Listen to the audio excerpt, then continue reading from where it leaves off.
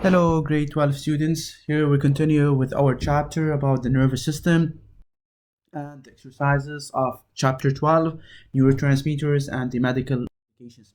Let's start with exercise 2. TAPP insecticides affects the function of the nervous system. It causes symptoms characterized by a period of spontaneous muscle excitations leading to convulsions, then permanent muscle contractions, paralysis, then death. The effects of TAPP are studied by injecting it in a house fly. Let's start first. During the period of muscle excitation, an abnormal increase in the concentration of acetylcholine is detected in the nerve centers and in all synapses. This is the first experiment. So in the first experiment, what do we have? During the period of muscle excitation, TAPP is injected that causes an abnormal increase in the concentration of acetylcholine. So if you have to interpret these experiments, what does this indicate? This indicates that the produced amount of acetylcholine was not destroyed, or it was released in a high amount. So we have high amount of secretion of acetylcholine. Then in the second experiment, if TAPP is placed in vitro in the presence of acetylcholine esterase, an inactive compound is formed. So in the presence of acetylcholine esterase, TAPP produces an inactive product. So this means that, or this indicates that, TAPP inhibits the activity of acetylcholine esterase. Pilocarpine, a substance that inhibits acetylcholine esterase, is injected into an insect in the third experiment, which provokes a great muscular contraction. So the inhibition of acetylcholine esterase by pilocarpine produces the same effects as the injection of TAPP alone. In the first one, it causes muscular excitation. So this indicates that TAPP and pilocarpine, they have the same inhibitory effect on acetylcholine esterase. So this is part 1. We did interpret. Okay. So here interpretation is done. So here we can conclude that TAPP, it acts at the level of the synapse by inhibiting the action of acetylcholine esterase. So acetylcholine esterase, what is acetylcholine esterase? Is the enzyme that degrades acetylcholine in the synaptic cleft. So TAPP will inactivate this, thus will block the degradation of acetylcholine. Let's move to the solution of exercise 2. So as I said, in exercise 2, first experiment, TAPP injected during the period of excitation causes an abnormal increase in the concentration of acetylcholine. What does this indicate? This indicates that the produced amount of acetylcholine during excitation was not destroyed, or it was released in high quantities. Moving to the second experiment, TAPP in the presence of acetylcholine esterase produces an inactive product. What does this indicate? This indicates that TAPP inhibits the activity of acetylcholine esterase. In the third experiment, the inhibition of acetylcholine esterase by the pilocarpine produces the same effects as the injection of TAPP, causing the muscular excitation, the first one. So this indicates that TAPP and pilocarpine, they have the same inhibitory effect on acetylcholine esterase. So here we can conclude that TAPP acts at the level of the synapse by inhibiting the action of acetylcholine esterase. What is acetylcholine esterase? As you note here, is an enzyme that degrades acetylcholine in the synaptic cleft. TAPP inactivates this enzyme, thus blocking the degradation of this enzyme, acetylcholine. Hence, non-degraded acetylcholine accumulates in the synaptic cleft. Its effect is prolonged, leading to permanent muscular contraction. Moving here to exercise 3. In exercise 3, we have document 1 represents a diagram of an electron micrograph of a neuromuscular synapse or a motor end plate. We have this document. We have number one, it corresponds to the presynaptic terminal bud.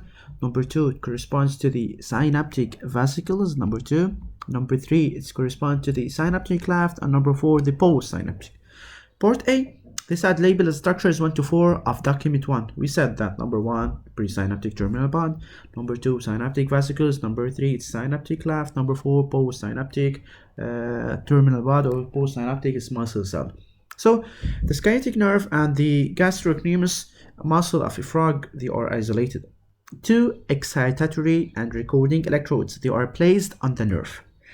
An electric stimulation of the nerve gives tracing A. This is tracing A.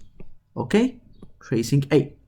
And causes a muscle contraction after a certain latency period of the stimulation. This is the latency period. So this first corresponds to the graph indicating that we have a potential due to the electric stimulation. It contracts due to a delay. The delay period of delay, we have an action potential. And this occurs at the level of the synapse. In the absence of any electrical stimulation, we don't have any electrical stimulation. The injection of acetylcholine with a micropipette in the synapse gives tracing B. This is tracing B. Tracing B. It shows contraction after the same latency period. So here we have injection of acetylcholine in the synapse. This will cause contraction without an action potential. Here we don't have an action potential in this one, tracing B. So there is no action potential. So there you have transmission of the nervous message in a unidirectional manner. It's toward the postsynaptic terminal by the means or by the help of acetylcholine. Moving to tracing 3. Tracing C, we have curare is present in certain parts of its molecule, an identical conformation to that of acetylcholine, substance that's found in structures 2 of document 1, the synaptic vesicles, meaning that.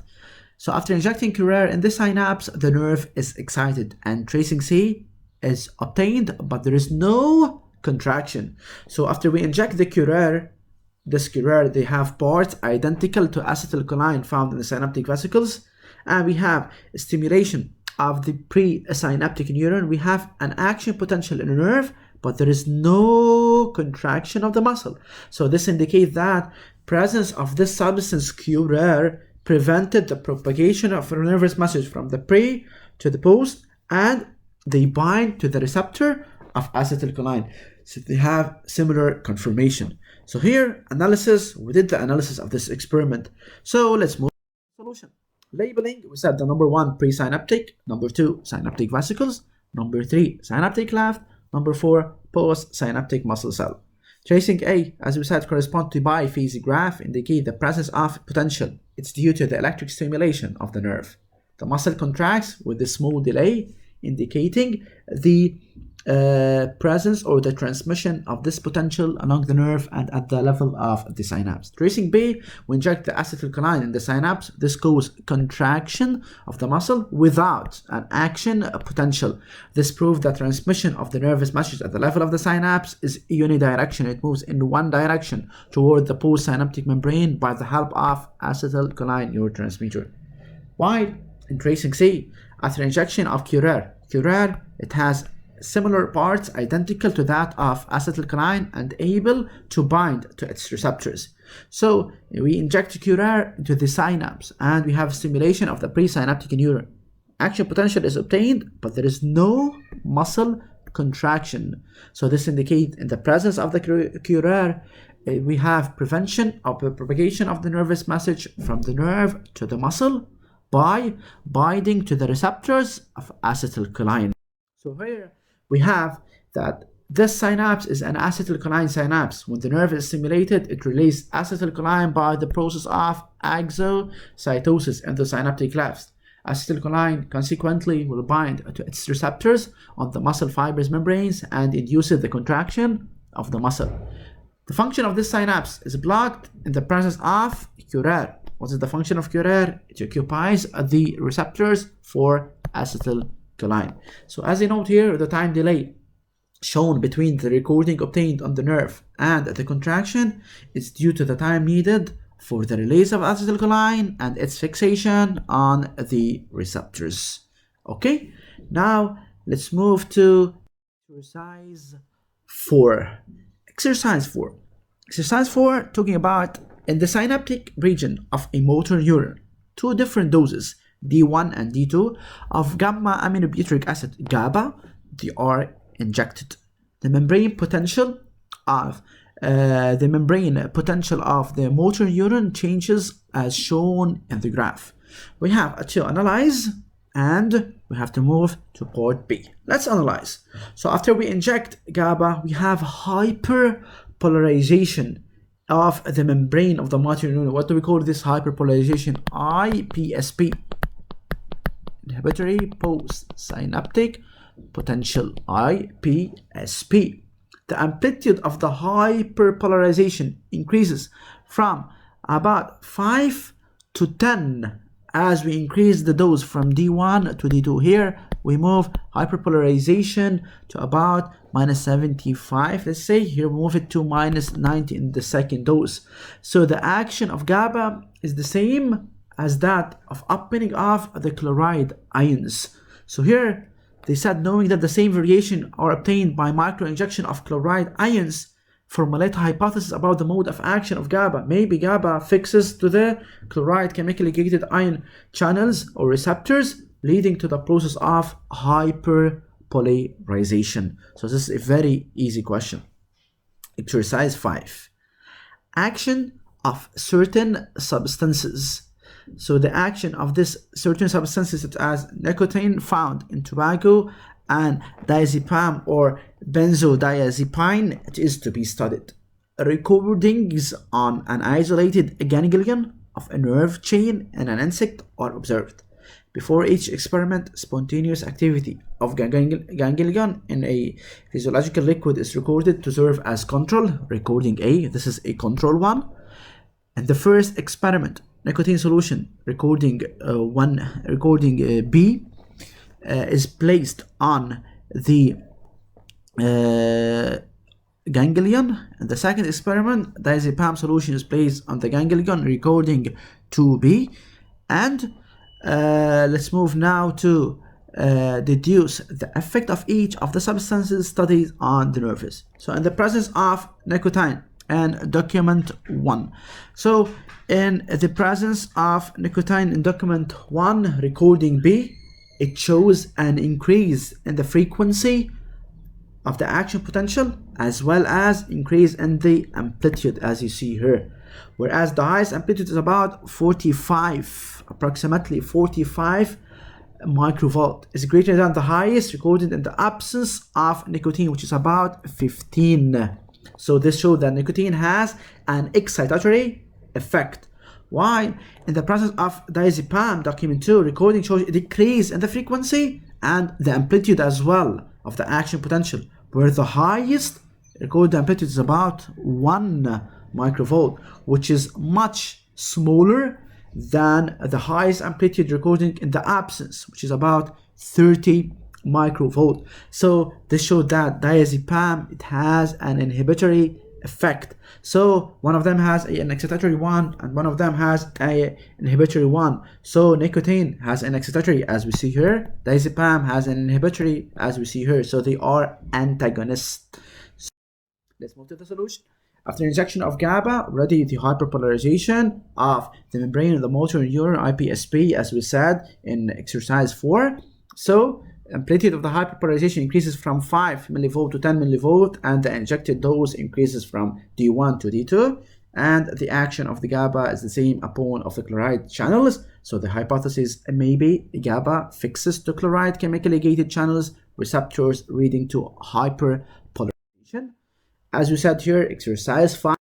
So exercise 5, in the presence of nicotine, document 1, recording B shows an increase in the frequency of the action potential as well as their amplitude, where the highest amplitude recorded 45 microvolt is greater than the highest one recorded in the absence of nicotine, 15 microvolt. This shows that nicotine has an excitatory effect. While in the presence of diazepam, The recording shows decrease in the frequency of the amplitude of the action potential, whereas the highest recorded amplitude in the presence of diazepam, which is 1 microvolt, is much smaller than the highest amplitude recorded in the absence, which is 30. So this indicates that diazepam has an inhibitory effect. So it has an inhibitory effect. So nicotine has an excitatory effect. Diazepam has an inhibitory effect. So they are antagonists. They have opposite function. So these substances, they are antagonists. They have antagonistic effect on the nervous system. Nicotine has an excitatory one. Diazepam has an inhibitory effect. Let's move to exercise 6.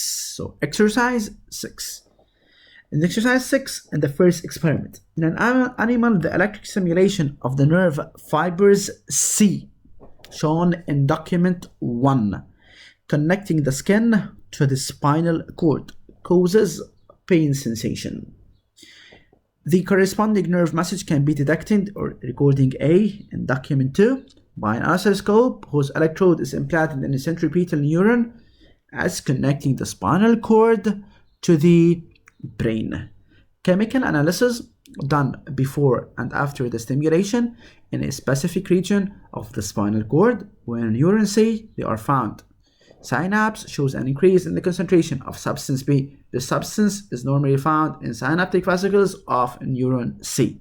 Specify from document 1 the pathway of the nerve impulse during a pain message starting from the skin. So starting from the skin, it moves toward the spinal cord, and then it moves toward the thalamus, and then to the cerebral cortex. This is the way right here. Okay. Part B, specify the role of substance B, or you know that substance B is the pain neurotransmitter. It's responsible for the movement or the propagation of the nervous messages regarding the pain. It's an analgesic substance. Okay. So this substance is an analgesic substance. It's responsible for the propagation of the nervous messages regarding pain. It's called the pain neurotransmitter. Moving to the second experiment. We simultaneously stimulate fiber C and the limbic system zone in the brain, which is connected to the spinal cord by the neurons R. Recording B is obtained and the pain sensation rapidly ceases. So, analysis of the secretions in synapse, so secretion of serotonin in S. We have secretion of enkephalin and endorphin in S2. Decrease in the concentration of substance B in S3. Based on the acquired knowledge concerning the mode of action of enkephalin, explain how the sensation of the pain is interrupted. So you have to study this one regarding the mode of action of enkephalin. So you have to know that enkephalin is a neurotransmitter secreted in the pain circuit, and it inhibits here the neuron C. So it inhibits the exocytosis of the pain substance B, which is responsible, as you know, for sensation of pain. So pain's frequency will decrease. So after the stimulation of the electric stimulation of nerve fiber C in experiment 1, so what do we have? Recording A obtained high frequency of action potential, while after stimulation of nerve fiber C and the limbic system was also stimulated, the recording B, so absence of action potential recording. This shows that stimulation of the limbic system, it inhibits or blocks the transmission of the pain message. So analysis of the secretion in these synapses, it shows that secretion of serotonin and enkephalin, as well as the decrease in the secretion of the P substance that causes pain. This proves that the neuron R is stimulated neuron by secreting serotonin. Neuron 1 secretes enkephalin, which decreases the release of P substance. Later, the stimulation of neuron S is stopped, which leads to the stop of the action potential. So skin, as I said, the pathway, skin posterior root of the spinal cord, then moving to the spinal cord, thalamus, cerebral cortex, and then substance P. What do we call it? Substance P is the pain neurotransmitter. It's responsible for the propagation of the pain message. As such, it's called analgesic. And enkephalin, you have to know that it's a neurotransmitter secreted by the modulatory neuron in the pink circuit, and its function here, it inhibits neuron C. It inhibits the exocytosis of the substance P, which is responsible for the pain sensation. As such, the pain message frequency will decrease. After the electric stimulation of nerve fiber C in experiment 1, recording A obtained showed high frequency of action potential.